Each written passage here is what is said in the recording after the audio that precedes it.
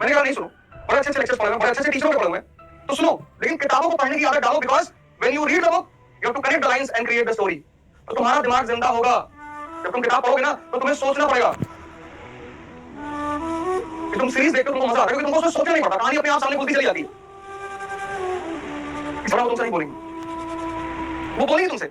और जिस दिन तुम जो पढ़ रहे हो, मतलब एक तरफ तुम आगे पढ़ रहे हो और दूसरी तरफ यहाँ पिक्चर बन रही है, उसका तुम्हारा कोई कंपटीशन रुक ही नहीं सकता। तो ये पिक्चर बन रही है मतलब ये है कि डाइजेशन इज गोइंग ऑन, हजम हो रहा है। किताबें लो और सरल किताबें लो। पहली किताब ले लो एनसीईआरटी, ओल्ड एनसीईआरटी। क्या कर सकता है समझ नहीं सकता, और बिना समझे कोई याद नहीं हुआ। किसी को तुम्हारा पढ़ने मन नहीं लगता था, तुम्हें पता ही नहीं होता कि पढ़ना क्या है। और क्लास खत्म होने के बाद सिर्फ आपके नोट्स, मतलब once the class is over you should be completely prepared कि आप दोबारा इन किताबों को नहीं पढ़ना है, तैयारी के लिए नहीं पढ़ना है, पढ़ने के लिए पढ़ना है। ऐसे एक बार पूरी कहानी समझ में आ गई, जब तक नहीं समझ में आई तभी तो किताब आ गई ना।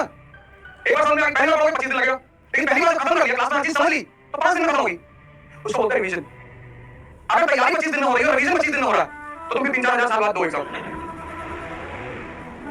तो रिवीजन का टाइम नहीं मिल रहा। रिवीजन मतलब सिर्फ तथ्यों को देखना। कॉन्सेप्ट कैसे भूलो यार, कॉन्सेप्ट भूल ही नहीं सकते।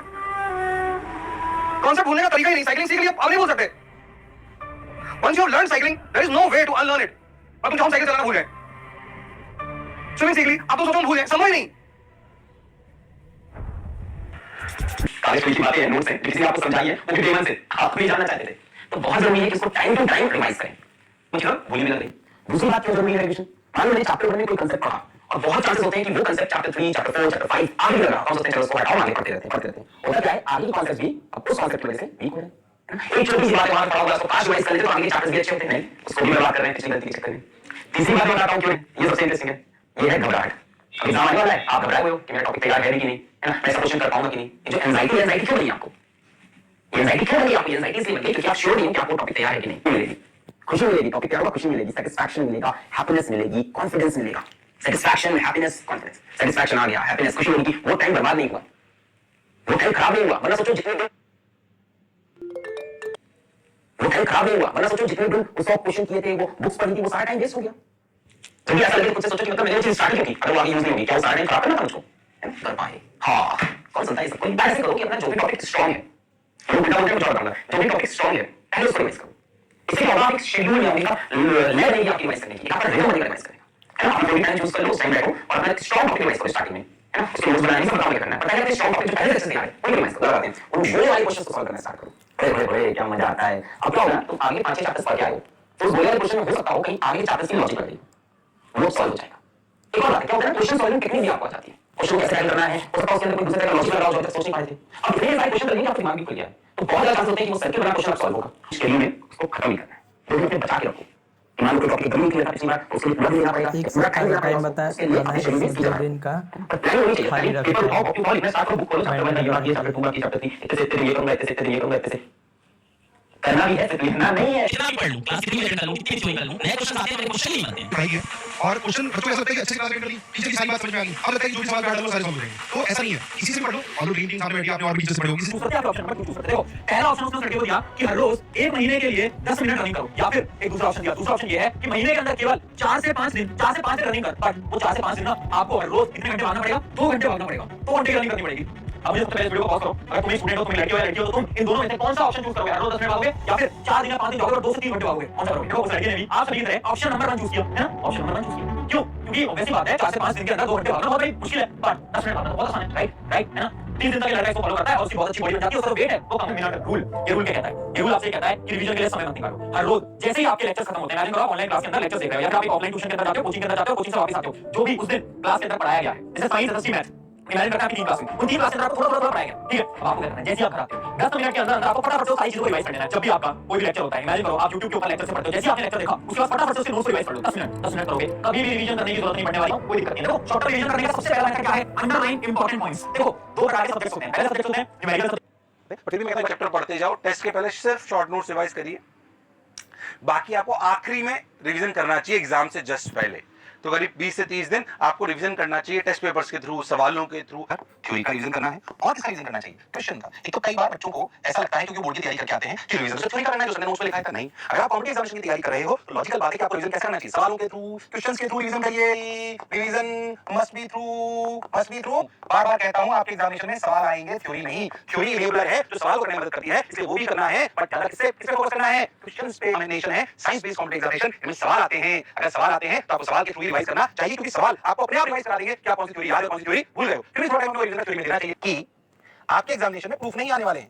आपके एग्जामिनेशन में ऐसा नहीं आएगा 1/b - 1/u = 1/f lens makers formula को प्रूफ करिए, ये नहीं आएगा आपके। उस पे बेस सवाल आएंगे, तो आपको ये याद होना चाहिए 1/b - 1/u = 1/f जो ये है फार्मूला लेंस का है, इसमें लेंस पतला होना चाहिए, दोनों तरफ मीडियम सेम होना चाहिए। बात ऐसी 7-8 बातें लिखाई जाती है, वो आपको याद होनी चाहिए विद फार्मूला। तो focus more on formulas and application, ऐसे नोट्स को रिवाइज करना है। फिर आपको दोबारा से ही करना पड़ेगा, यानी एक्चुअली ज्यादातर स्टूडेंट्स रिवीजन करते ही नहीं है, वो चैप्टर को एक तरह से सॉर्ट ऑफ दोबारा से पढ़ना शुरू करते हैं, जिसमें टाइम एक्चुअली डबल लगता है और कॉन्फिडेंस लूज होता है। वो करें तो सबसे पहली चीज रिवीजन का मुहूर्त मत निकालें, जब मौका मिले तब चौका, यानी रैंडम रिवीजन। जब 15 मिनट मिले 15 मिनट में थोड़ा सा रिवीजन कर लिया, नोट्स अपने पुराने जो मैंने क्लास के दौरान बनाए थे वो नोट्स रिवाइज कर लिए। जब आधा घंटा मिला बीच में कभी, मतलब कभी भी आप रिवीजन कर लीजिए, ऐसा नहीं पहले मैं होमवर्क कराऊंगा फिर ये करूंगा फिर मैं रिवीजन करूंगा। भाई रिवीजन को लास्ट प्रायोरिटी रखोगे तो ये सबसे इनएफिशिएंट तरीका है। जो भी टॉप रैंकर्स होते हैं वो लगातार रिवीजन पे बहुत ध्यान देते हैं और कम समय में अच्छा करते हैं। क्यों? क्योंकि भाई एवरेज स्टूडेंट जो गलती करता है, जो रिवीजन शुरू में करता ही नहीं है, वो बाद में दोबारा पढ़ेगा और उस पे और प्रेशर आएगा, टाइम ज्यादा लगेगा। यानी रेगुलर रिवाइज करना बहुत जरूरी है। नाउ द पॉइंट के बाद नॉर्मली स्टूडेंट रिवीजन क्या करते हैं, जो क्लास नोट्स है बस उन्हीं को आराम से पढ़ना शुरू करते हैं और उसी में बहुत टाइम लगा देते हैं। वही क्वेश्चंस दोबारा से सॉल्व करना शुरू करते हैं। गाइस जो आपने क्लास में नोट्स बनाए हैं वो आपके सबसे अच्छे साथी होते हैं रिवाइज करने के, तो उनको रिवाइज करो, लेकिन ये नहीं कि उसमें बिल्कुल धीरे-धीरे लगे। फास्ट रीडिंग करो उसकी, ठीक है ना? फास्ट रीडिंग करो। अब फास्ट रीडिंग में क्या होता है ना कि कई बार कुछ पॉइंट्स स्किप हो जाते हैं, कुछ पॉइंट्स स्किप हो जाते हैं, लेकिन वो पॉइंट्स स्किप वैसे ही होंगे, याद रखना। स्लो रीडिंग से कोई फायदा नहीं होने वाला।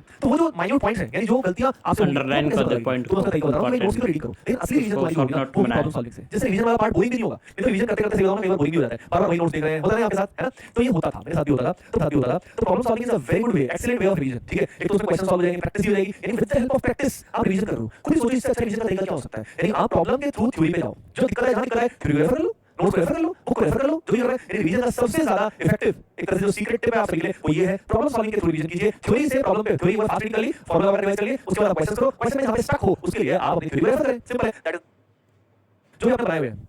क्लास नोट्स का भी बहुत शॉर्ट फॉर्म होता है शॉर्ट नोट्स, लेकिन वो तभी बनाने चाहिए जब आपको चैप्टर बहुत अच्छे से आता हो, नहीं तो उसको शॉर्ट नोट्स में कन्वर्ट नहीं कर सकते। शॉर्ट नोट्स में वो अहम फॉर्मूलाज पॉइंट्स होते हैं जो एग्जाम में बेसिकली मतलब उससे और सिर्फ शॉर्ट नोट्स का अच्छा होने का मतलब क्या है कि भाई ये 3-4 पेजेस में 5-6 पेजेस में आपने चैप्टर को कंप्लीट समरी उसकी लिख दी, की पॉइंट्स फार्मूला, कुछ क्वेश्चन भी आप ऐड कर सकते हो, कुछ की इंपॉर्टेंट क्वेश्चन इंक्रीज हुआ है, बहुत अच्छा परफॉर्म करने लगे हैं, अपने आप नेशनल में आप रिलैक्स फील करेंगे और जैसे जैसे आप 1 2 3 4 एग्जाम देंगे और आपको लगेगा कि आपके एग्जाम का लेवल इंक्रीज हुआ है, बहुत अच्छा परफॉर्म करने लगे हैं, अपने आप आपके अंदर वो कॉन्फिडेंस आएगा और आपके फेस पे वो कॉन्फिडेंस दिखने लगेगा। लेकिन वो कॉन्फिडेंस लेवल नहीं है तो आपको देख के डिप्रेस हो जाएंगे। जैसा कि आज आपने से बहुत सारे स्टूडेंट्स टॉपर्स को देख के डिप्रेशन फील करते हैं कि कई तो ऐसे भी स्टूडेंट हैं जिनको देख के लगता है कि यार ये तो हमसे पीछे परफॉर्म कर सो डेट पे कि आपने ये चीजें करी।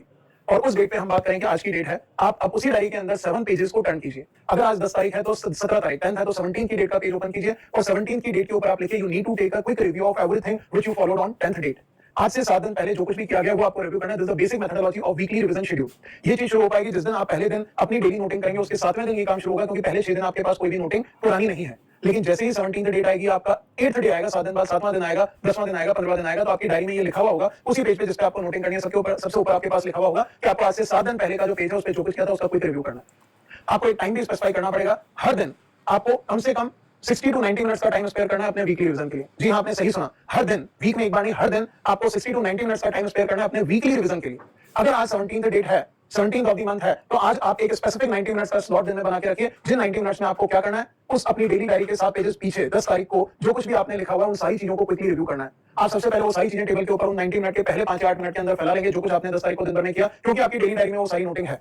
अगर आपने 3 सब्जेक्ट फॉलो किए थे, 2 सब्जेक्ट के क्लास नोट्स फॉलो किए थे, उन सारी चीजों को अपनी स्टडी टेबल पे फैला लीजिए और एक एक करके उन सारी चीजों को you need to go through. और जितने भी आपके उस दिन डाउट्स आए थे वो इन पिछले 7 दिनों में सर्टेनली आप क्लैरिफाई कर चुके होंगे, तो उन सारे डाउट्स को भी दोबारा देखना है और उन सारी चीजों को you need to go through. Critical questions हैं तो रफली दोबारा से सॉल्व करिए। Rough copy is not essential कम पड़े, लेकिन अगर आप डेली ये 90 मिनट्स अपने वीकली रिवीजन शेड्यूल को देंगे तो आप खुद रियलाइज करेंगे 2 वीक के अंदर आपका उस पूरे दिन की वर्किंग लेस देन 60 मिनट्स में कंप्लीट होने लगेगी, बिकॉज़ आपका ब्रेन उस चीज पे एक्विंट हो जाता है, ट्रेन हो जाता है और आप खुद रियलाइज करेंगे कि लगे और पुराने टॉपिक भी उतने स्ट्रांग नहीं कर पाएंगे। सो इट इज एडवाइजेबल कि एग्जाम से पहले आप बिल्कुल भी प्रेशर ना लें। ये मैसेज मैं उन सभी स्टूडेंट्स को भी देना चाहूंगा जो कमिंग ईयर के अंदर एक बार उसकी थ्योरी को अच्छी तरह से स्टडी करें और थ्योरी को अच्छी तरह से स्टडी करने के बाद उस चैप्टर में, उस टॉपिक में जितने भी सॉल्व एग्जांपल हैं उनकी रीडिंग लीजिए, पेन को यूज मत करिए। जी हां, 10th तक वो तरीका सही था कि सॉल्व एग्जांपल्स को रीड ना करके अटेम्प्ट करना, बट क्लास 11th या 12th में आप उन सॉल्व एग्जांपल्स को रीड कीजिए। अगर आपने एक चैप्टर को कवर किया है, से फॉर एग्जांपल आपने रोटेशनल मोशन का चैप्टर कवर किया, हीट का चैप्टर कवर किया, केमिकल और आयनिक इक्विलिब्रियम का चैप्टर कवर किया।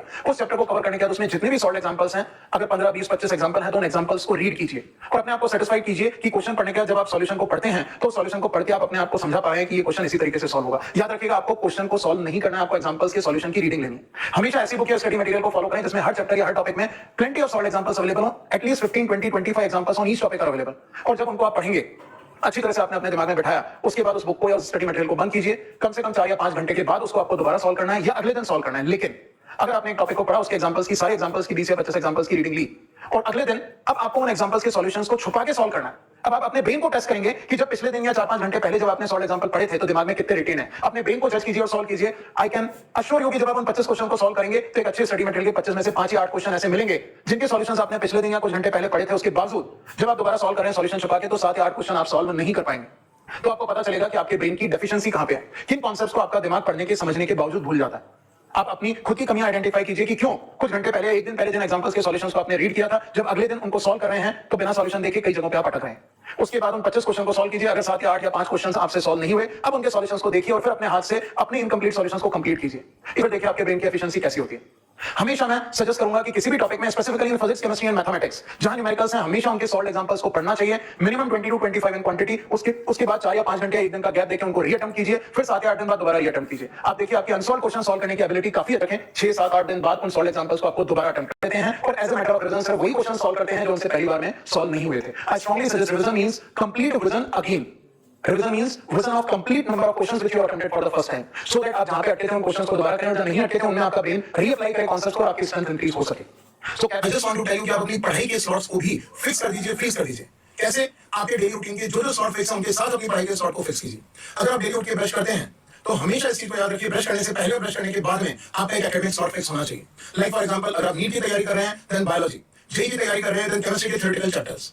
आप कोई भी एमसीक्यू की बुक, जिस बुक को आप फॉलो करते हैं, जिस स्टडी मटेरियल फिक्स कर दोगे, जिसमें सब्जेक्ट फिक्स होगा, टाइम फिक्स होगा, अटेम्प्ट कर पाओगे या रिवाइज कर पाओगे। सो स्टूडेंट्स, ये एक ऐसी हैबिट है स्लॉट मेकिंग, जिस स्लॉट को आप हमेशा के लिए फिक्स कर दोगे, जिसमें सब्जेक्ट फिक्स होगा, टाइम फिक्स होगा, जो आपने एसोसिएट किया अपनी डेली की हैबिट के साथ, जो ब्रश करने के साथ, जो आप कभी स्किप नहीं करते। इन द सेम वे, नहाने से पहले और नहाने के बाद में आप मैथमेटिक्स को इंक्लूड कीजिए। 10 क्वेश्चन मैथमेटिक्स नहाने के पहले, 10 क्वेश्चन मैथमेटिक्स नहाने के बाद।